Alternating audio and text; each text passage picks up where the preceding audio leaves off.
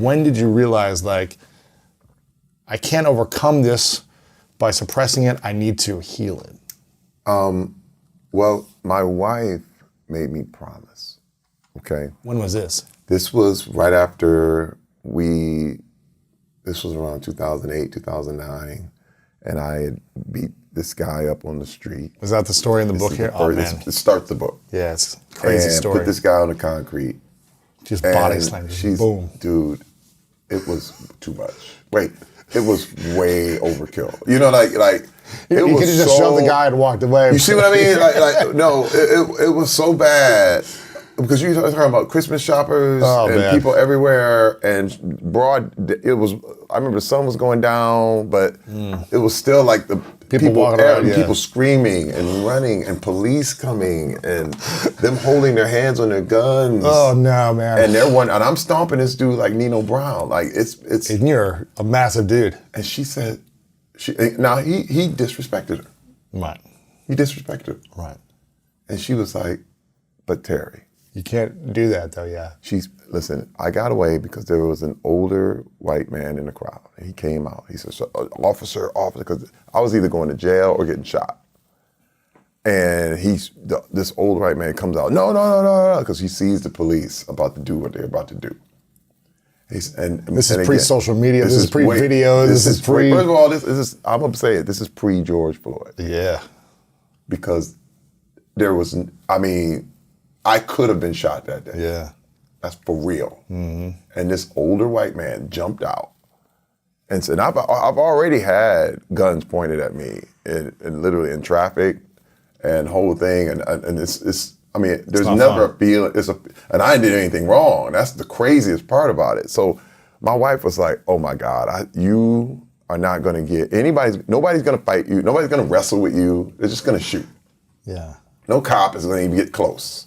So she pulled me to this, after this all got, he's like, oh, I saw the whole thing. They didn't do anything. They were bothering them and the whole thing. And the officer decided to let me go. Were you already cuffed or was he starting to try to cuff you or? Oh, no, he was starting. Oh, no, wow. They weren't cuffing. I'm trying to tell you, they had the hands on the guns. Oh, man. They were pulling the guns out. So the white guy came in, kind of stopped it all. He saw what was about to happen, okay? My wife was right there, and it was pandemonium because people were like, ah! Did you ever meet this guy later? This guy? No, I don't. Never. I don't know what.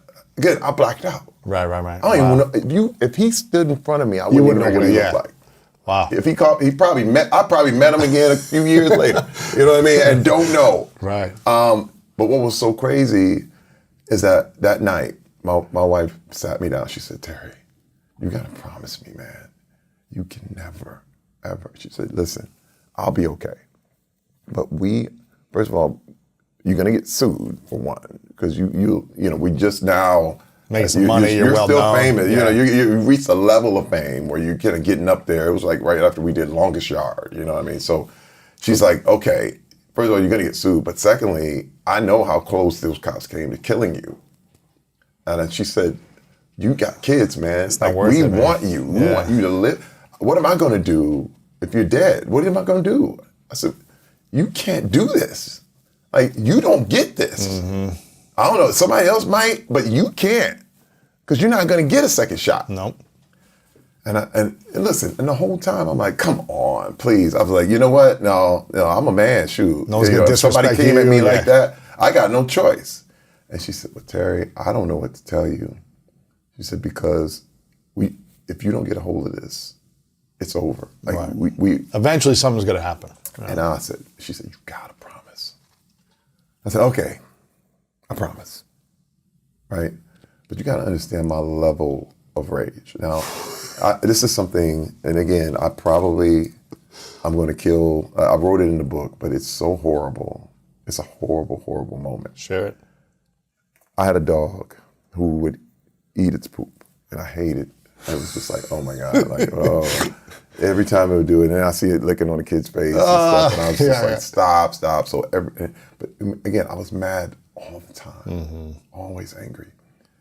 Dude, it's me, I'm alone with the dog. The dog starts pooping, turns right around, and starts going to town. I'm like, dude, I ran outside, and I threw this dog across the lawn. Oh, man. When I say this was a blackout moment, the dog flew across the lawn like a frisbee, right? And lands, breaks its leg. Oh, no. It's The yelp, I still remember. Oh, it's sad. My kids walk in on the moment the dog lands. The kids come in from shopping with my wife, and they're like, and the dog's name was Coffee. They're like, Coffee! Oh, man. And his leg is bent backward. Listen, man. Again, people are gonna hate me for this story, of course, and you should, because it was vile, it was ridiculous, it was over the top. The dog didn't deserve it. Right. Nothing a dog could do. You know, it was like a child. Yeah. You understand what I mean? It was abusive. It was crazy. And wait, the minute I threw him, I regretted it. Like, Yeah.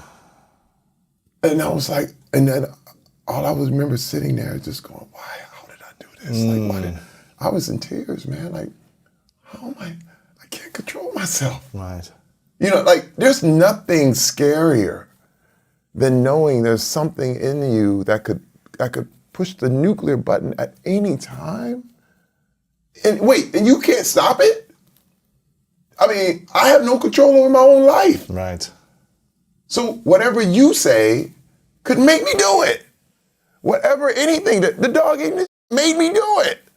And I'm going, wait a minute, I can't tell myself no. Wow. I have no control over anything.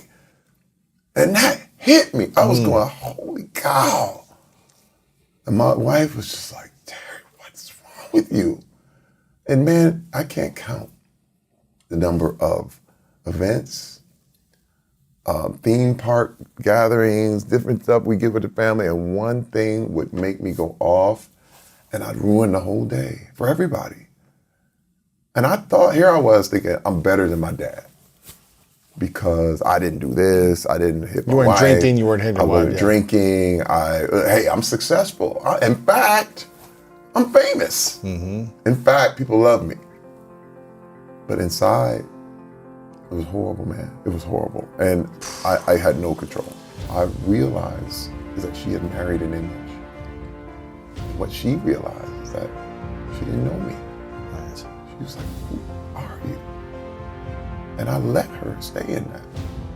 And one thing about men is that what we're looking for is intimacy.